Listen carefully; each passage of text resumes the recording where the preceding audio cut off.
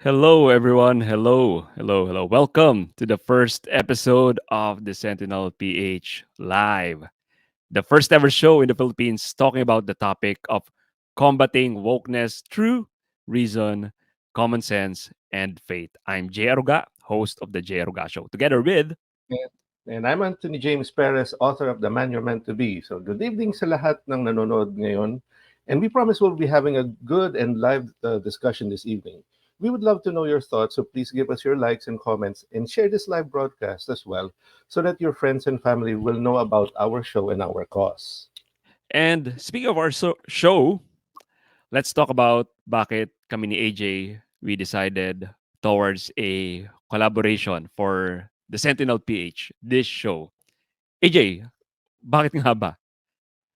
Yes, naalala ko the first time I watched Daily Wire. Mm, Sabi ko, sana merong ganitong klaseng show sa atin, 'no? Kasi yeah. napaka-informative, 'no? And it happens to be aligned with many of my values. So sabi ko, bakit walang ganitong klaseng palabas sa atin? And Mm, that was I think it was 2016 that when I first watched Daily Wire, or at least si Ben Shapiro.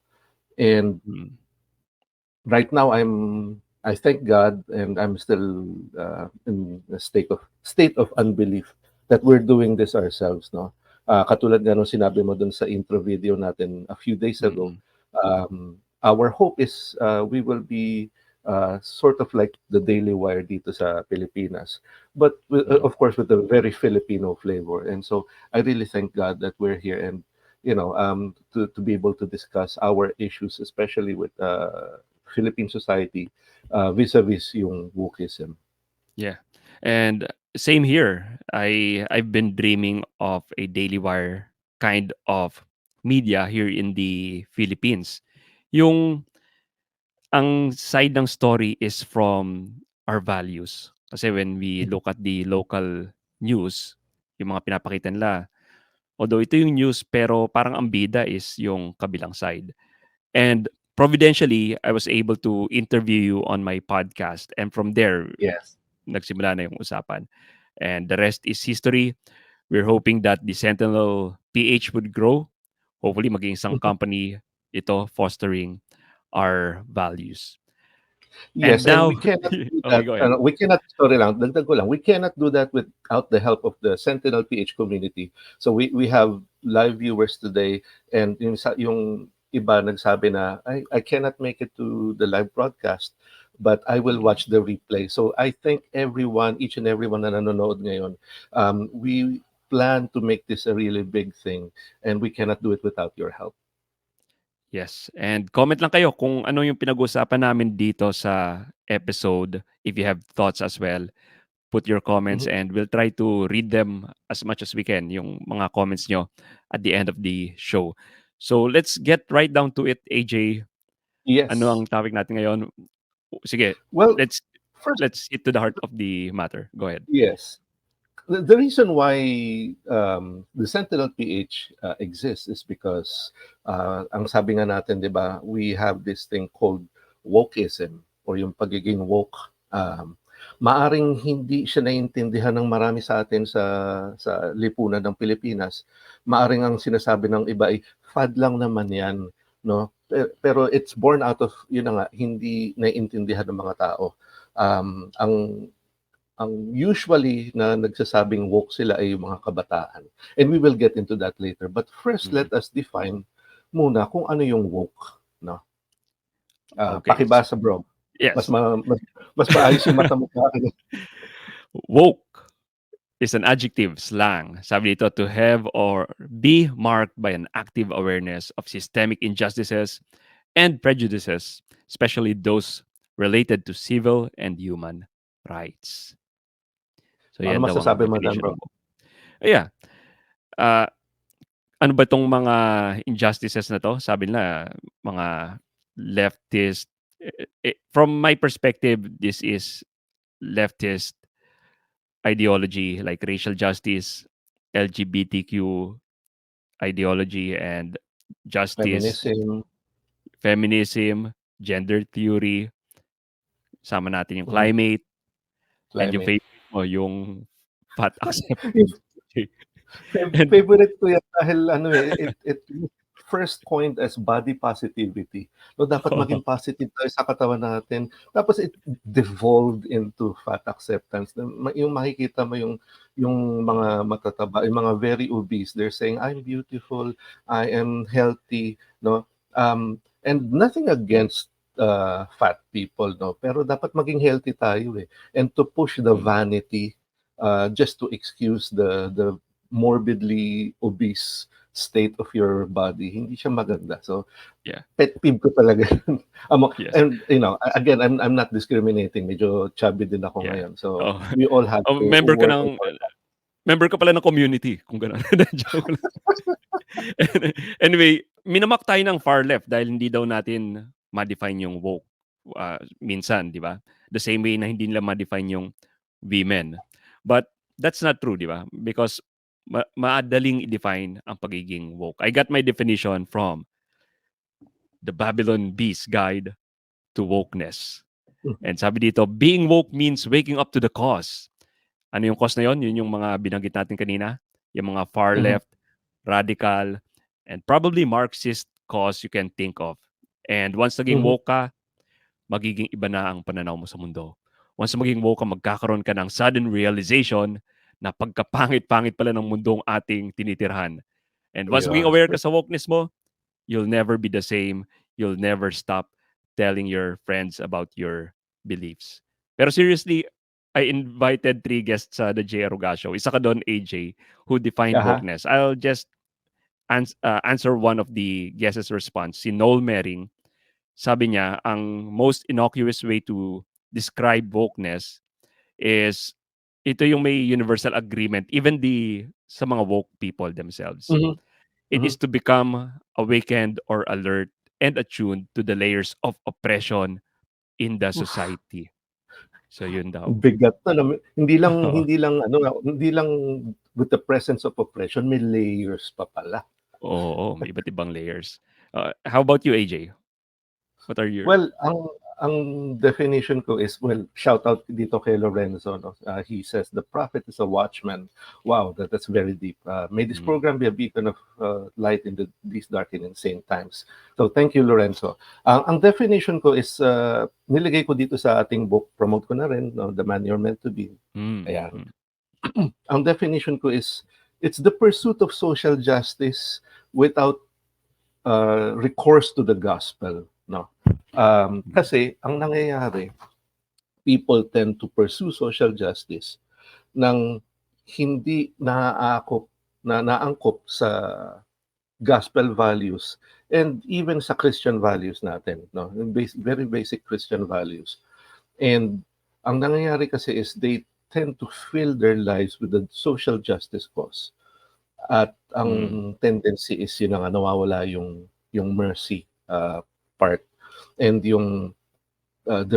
whole reason kung bakit natin pinapursue yung justice, it's not because, not just because we should end the oppression, it's because we should love God and love one another, no? Kaya, there's this study that came out, dagdag ko lang, okay. um, in 2020, Pew Research study. And recently, in 2023, there's this Finnish study, psychology.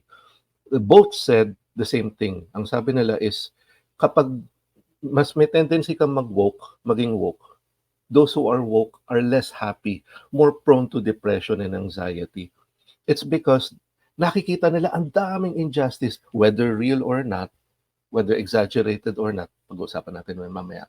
Mhm. And wala sa puso nila ang seeds ng gospel. They only try to fill their hearts with social justice causes. And ika nga ni St. Augustine, my heart is restless. Our hearts will always be restless until it rests in God.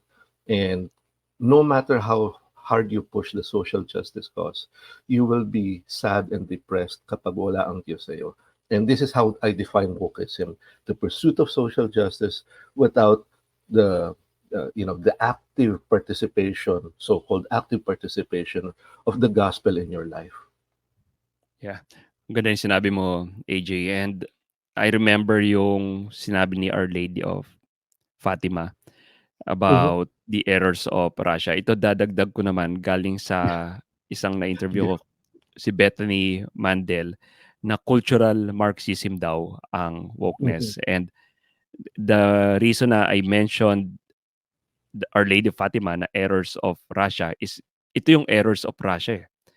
Yung Mhm. pagkalat ng Marxism, and nakatago siya sa feminism, sa gender ideology, at iba't Mhm. ibang mga isms that you can think of, which Yes. is fundamentally Marxism in its core is anti-family, Mhm. and makikita natin And ngayon sa culture ngayon. yeah, Go ahead. and sakto yung ano, itong background ko 'no, we're in Moscow.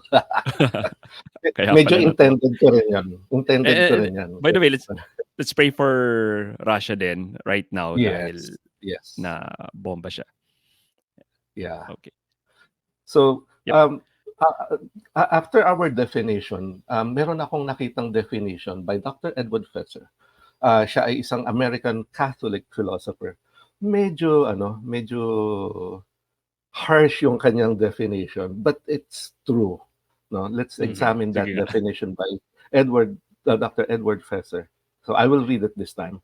Okay. Wokeness is a paranoid, delusional, hyper-egalitarian mindset that tends to see oppression and injustice where they do not exist, or greatly to exaggerate them where they do exist. Now, what can you say about that? Medyo Oo. bigat, no? Yung delusional is paranoid delusional, medyo harsh, 'di ba? Parang Yeah. ang harsh mo naman, Dr. Faeser. Pero yung hyper-egalitarian what does this mean? Ibig sabihin, the wanting for equality. Kasi Mhm. yun yung hinahanap usually ng mga SJW, mga social justice warriors who are woke right now, na gusto nila Mhm. there are everyone is equal, which is Yeah. sadly mahirap Mahirap ma-achieve yun. ma-achieve 'yan. Mahirap. Yeah. We're all equal in the eyes of God. We have equal dignity, but physically there are we have differences which kind of leads to different forms of inequality here on earth. Yeah. Now, ang masasabi ko diyan is, yung pagiging hyper-egalitarian nila, which when you say egalitarian, tama ka, you say, when you say egalitarian, it means pushing for, equality. Pero, in their pursuit of, making things super, super equal, no, equality for the woke is not enough anymore. They have to push equity. Ano yung Mhm. equity? Ipo-push nila upwards, mas bibigyan nila ng priority yung sinasabi nilang mga oppressed, people. Sino yung mga oppressed? Para sa kanila yung LGBT, mga babae, mga racial minorities, mga disabled people. So, when they push for equity, and the more they push for equity, the more they're disregarding equality. For example lang bro, nag-apply tayo sa parehong company. We have the same skill set, parehong same attitude tayo. Pero ikaw, example lang bro, example lang. Mhm. Ikaw ay gay guy and we Binubuking mo apply. naman ako. Sino-joke lang. Sorry. We both apply to the same company, and let's say that that company is woke. Mhm. Sino sa tingin mo ang maha-hire sa ating dalawa provided na same skill sets tayo? And sabihin natin mas angat ako ng konti. The Mhm. woke company will almost always hire the perceived minority, which is yung LGBT, yung babae, no? Kasi nga gusto nila equity, it's not anymore equality. So, and that's the irony there. Once you push for equal rights and you have that great push towards equity, you're not making things equal anymore. And yun naman ang sinasabi natin, yun din ang sinabi mo bro, na hindi lahat ng bagay dito sa mundong ito ay equal, no? Mas pogi ka sa akin, tanggap ko na 'yon, no? Ah, no, yung hindi tayo pareho ng skill sets, maraming inequalities dito sa mundo, and we're just being, we're being realistic about it. Ang equal lang talaga sa atin is all of us have equal dignity in the eyes of God. Right. Galing. Let's move to the next question, AJ. How about Mhm. ngayon sa ating mga Pinoy? Do we believe that Filipinos are woke now? Naku, um, Nako. actually, makikita niyo naman sa ano yun, sa social media, 'no? If you're very active on social media, mapapansin niyo na rin 'yan, 'no, na parang kakaiba sumagot itong mga millennials at Gen Z, 'no? Mm, mm, Pero, unbeknownst to many, meron, there's this, app called Hustle PH. Ang Hustle PH is an app where you can make money on the side. Na how can you make money? Surveys, puwede kang sumagot ng surveys, puwede kang maging mystery shopper, puwede kang sumagot ng mga, tanong tungkol sa purchase experience, you can give product reviews and all that. The company behind it is Agile Data Solutions, and they made a study, uh, among their users, 600 users, and it is said that 64% of Filipinos engaging in of their users are engaging in woke discussions, primarily to ignite conversations and awareness about social issues. So I don't know, I'm not a statistician, hindi ako mathematician, medyo vocals tayo sa math nung ano, hanggang ngayon pa naman, pero mhm. ang a valid question there is to ask whether the 64% of their users na woke, who self-identify as woke, reflect 64% of Filipinos na society natin na who are also identifying as woke. And I think at least sa experience ko sa social media, that is true. How about you, bro? Sa social media, definitely medyo madalas ka makita ng woke comments. But depende dahil yung social media feed ko is medyo tailor fit right now sa akin. Pero when I go outside there, sa Aha. sarili kong feed, dun ako nakakita ng mga comments which medyo para sa akin parang hindi ba nila alam yung na narrative lang ito. For instance, that let's say, uh, women are paid lower than men, 'di ba? Yung Mhm. inequality sa, gender pay Gender gap, pay gap. 'di ba? So they're still, running this narrative about the gender pay gap when it has been debunked na in many articles. So And FYI sa Philippines, dagdag ko lang, FYI sa Philippines, sinama ko 'to dito sa libro natin, The Man You're Meant to Be. mm, The Philippines has the lowest gender pay gap, in the world. At least nasa top tayo or in Asia, 'no. So, mm, congrats sa'tin. We're not a yes. perfect country, pero even if the gender pay gap exists, it's because of really valid reasons dahil yun na nga, mas maraming tinatrabaho yung mga lalaki, mas mabigat yung kanilang trabaho, et cetera. Go So, ahead. yeah, let's proceed kung ano yung, ah, kinaiinisan ko isa sa kinaiinisan ko sa pagiging woke. 43% of these people who identify as woke engage in cancel culture. No, na-cancel ka na malamang, bro. What's your We experience about it? well, sa Facebook, which is ngayon medyo nahihirapan tayong hindi ko alam kung ano yung problema dun sa The Sentinel PH page. We were Yeah. not able to share this live stream sa page mismo. We need to share it from different pages. Uh, Facebook is a bit harsh dito, especially YouTube din. Yeah. They Mhm. demonetize kapag nakita sila ng mga keywords. And ang experience ko dito is kailangan we work around with their system. So, Mhm. kaya nga minsan 'pag yung ita-type mo yung word na schmashmender, alam niyo na Mhm. kung ano yun.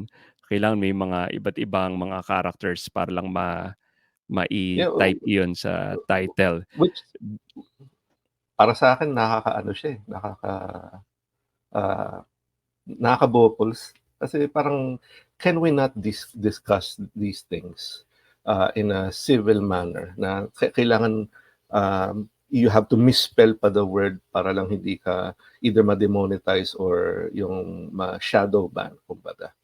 Yeah, yeah. And cancel culture, as you mentioned, ito yung purest form ng cancel culture is looking at the sins of the past ng isang tao. And this is very unforgiving, yung cancel culture. Ang Mhm, pinakaunang nakita nating na-cancel is si Kevin Hart nung mag-host sana siya sa Oscars. Dinig mhm. up nila yung joke niya Past niya, from 8 years ago. May yes. gay joke daw si Kevin Hart. And because of this gay joke, na-cancel ang pag-host niya ng Oscars. So it's when a cancel mob tried to petition to remove you from work, or a company, ipipetition lang yung company na magsara because they didn't comply to this approved narrative of theirs, which is a far left narrative. Yun na nga, eh. So, um, nakakatakot din 'no? Actually, before we started Sentinel PH, alam ko we will be exposed to a lot more people.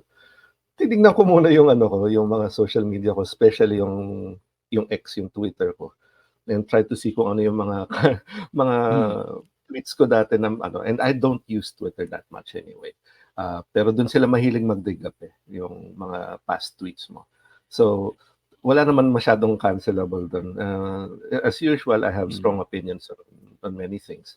Pero at the same time naramdaman ko rin yung takot na ano, um, for someone like me na, you know, I say a lot of things on social media. Naramdaman ko rin yung takot, no?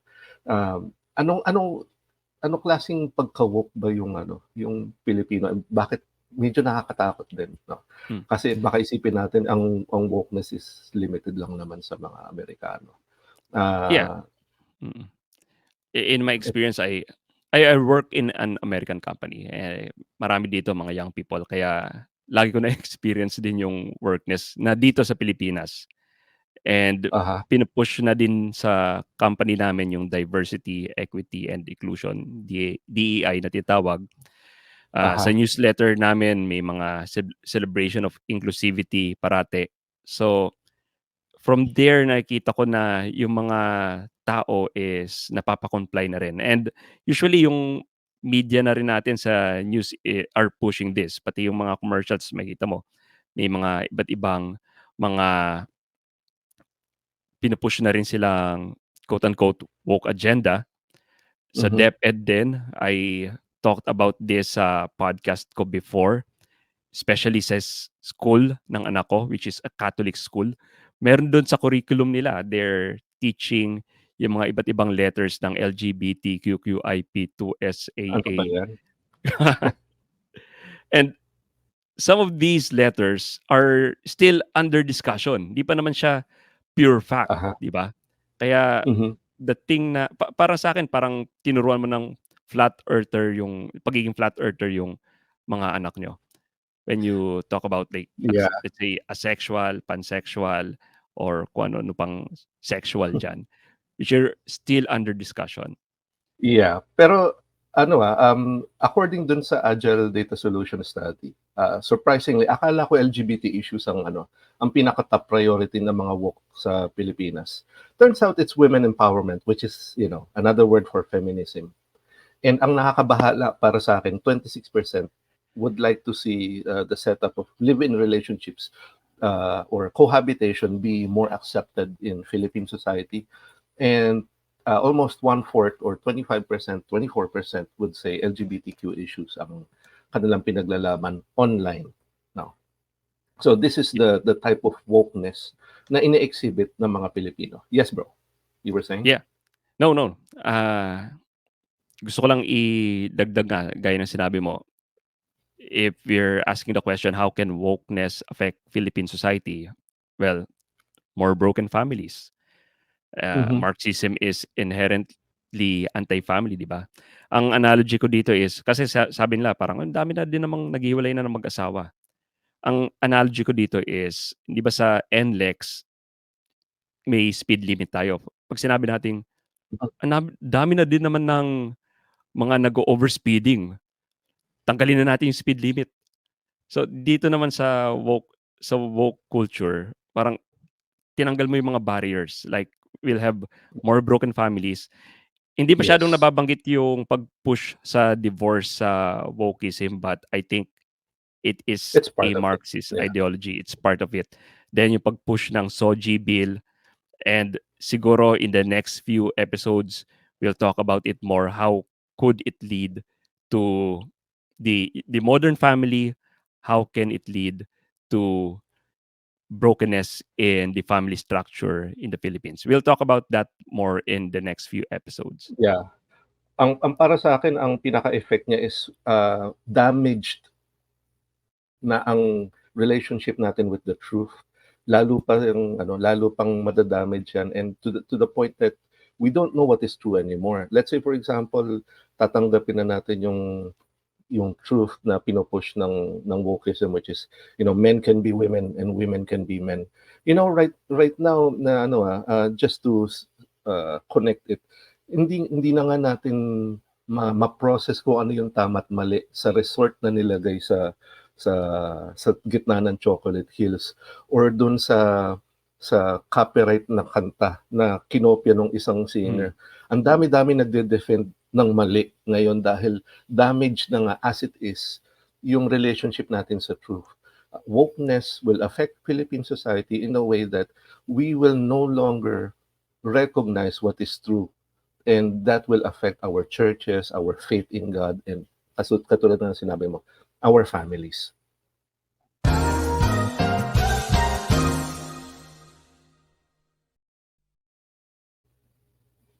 Ayun. Ayun.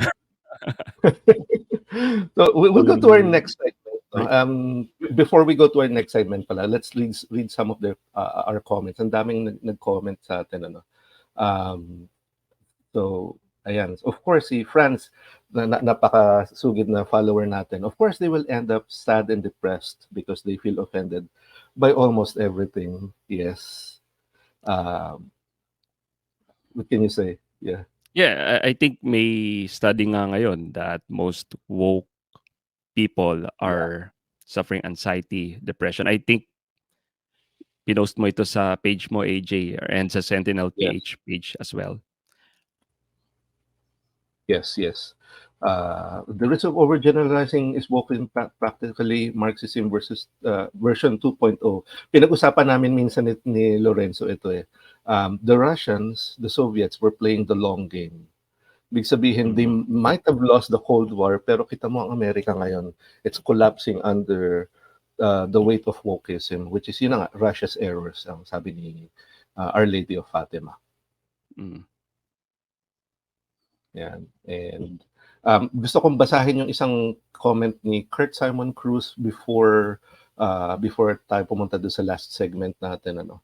Uh, to defend bigotry is cancel culture, no. To tolerate such is a good way of educating people, no.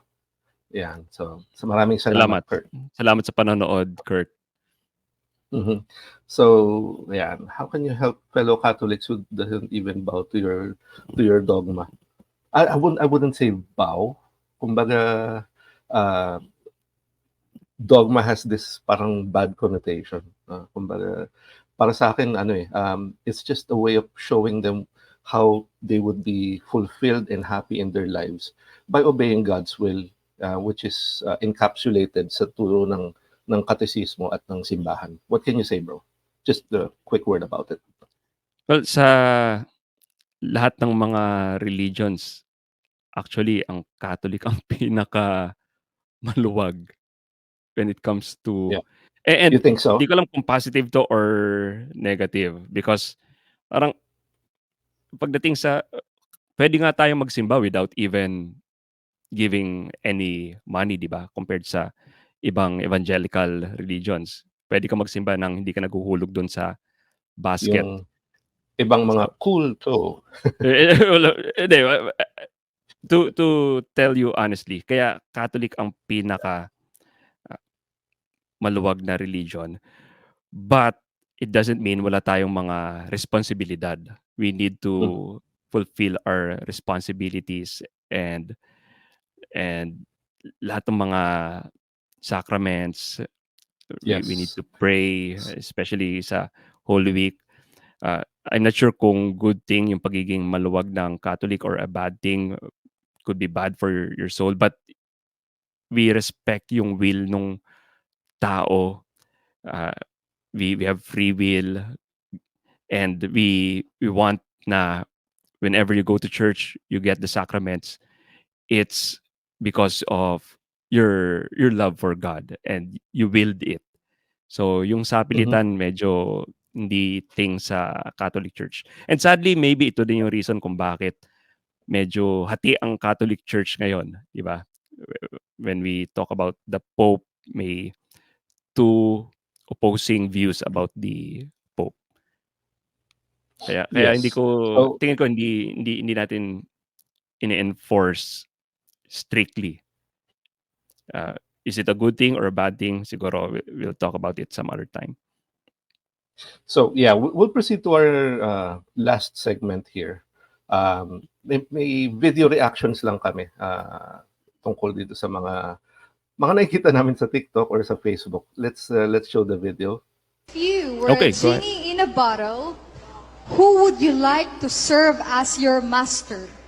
If you were a genie in a bottle, who would you like to serve as your master?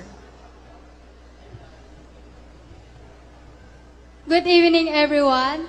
If I was a genie in a bottle, I would like to serve my mother as my master.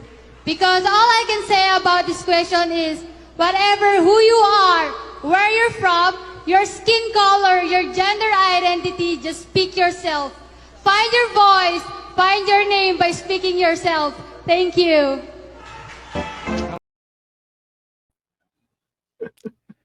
Okay. What can you say? What can you say? Ah, aside sa obvious na ayokong i-shame yung pag-i-English niya, pero ang obvious dito is makikita natin nabanggit niya yung gender identity. Skin color is fine, pero dito nakikita natin na yung medyo may konting mga pasingit-singit na woke stuff na pumapasok sa kultura natin, and the mere fact ng pag-mention ng gender identity na a few years ago hindi masyadong binabanggit sa mga beauty pageants like this, may konting na na na-inculturate na dito sa contestant na 'to ng beauty pageant. And by the way, AJ, when we talk about wokeism, maganda yung analogy ni Noel Mering about sa Sixth Sense, which I shared sa The Sentinel PH page. Doon sa Sixth Mhm. Sense, so because paubos na yung time natin, sabihin ko na lang na may tatlong klase ng woke people. Doon sa Sixth Sense kasi, doon sa last part ng movie, may pinoison na bata ng isang mother na may Munchausen by proxy syndrome na disease, na thinking.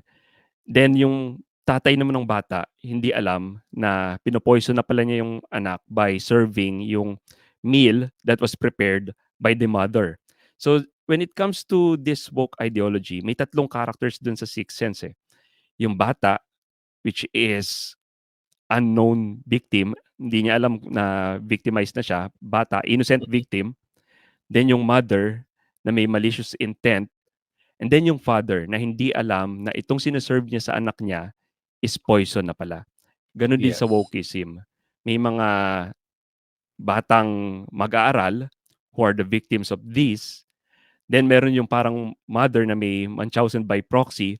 Sila yung tingin kong pinaka-offender dito sa woke ideology. And hindi natin alam kung sila yung intention nila. They might be the Marxist na tinutukoy natin noon, who are foisting these values to the public. Then meron naman yung father na hindi nila alam, they might be advocates, hindi nila alam na poison na pala yung finifeed nila sa publiko, pero finifeed nila out of ignorance sa mga bagay na ito. So we need to separate these three characters whenever we talk to people na tingin nating woke. Hindi natin dapat pinapackage sila as one size fits all na package. So just remember that. everyone. Yes, So medyo ang nalayo ako masasabi dun sa video. Go ahead, balik tayo sa video. ang masasabi ko lang is ano, parang yan yung experience ko, with the few seconds left that we have in our show. Masasabi ko lang is ganyan din naman yung experience ko when making dialogue or trying to make dialogue with people who identify as woke. Parang napaka-canned na nung answers nila. Parang ito yung tanong and then ipipilit yung sagot na natutunan lang nila out of ideology and hindi nila alam na ideology pala yun. So that is a really common experience, unfortunately, dun sa situation at sa situation sa buhay nila, no. Hindi nila alam na ideology pala yung natututunan nila. And yun nga, one thing that is unfortunate is we're out of time. So maraming salamat sa mga nag-comment, maraming salamat sa mga nanood. We will try to answer your comments dun sa ating page mismo, no. Ano ang Okay. tawag sa buho mo? Egg woke. Aha. By the way, JC Vitasa, thank you for the music. No? Napakaganda ng music natin, ng intro and outro music natin. Lupit. So, thank you, JC Papasayaw Vitasa. ko. Yeah. Okay, let's wrap this up. Thank you guys for joining us tonight. I'm Jay Aruga. And I'm AJ Perez. Thank you for watching the Sentinel PH. And together, let us unwoken the Filipino people. God bless. Good night. Bye. Bye.